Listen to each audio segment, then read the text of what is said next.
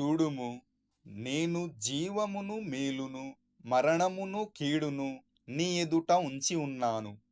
నేను వెలుగు సృజించిన వాడను, అంధకారమును కలుగజేయువాడను, సమాధానకర్తను, కీడు కలుగజేయువాడను నేనే.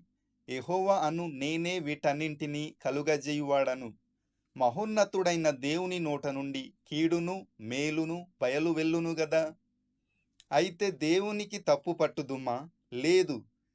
కీడు చేయక మేలు చేయుడి అంటున్నాడు దేవుడు. అయితే మనము కీడు చేస్తే కీడు ఒక ఫలితాన్ని దేవుని నుండి పొందుకుంటాము. మేలు చేస్తే మేలు ఒక ఫలితాన్ని దేవుని నుండి పొందుకుంటాము.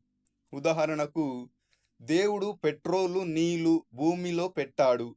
నీళ్లు తాగమన్నాడు. పెట్రోలు తాగితే దాని ఫలితం, దాని ప్రభావం అనుభవిస్తాము.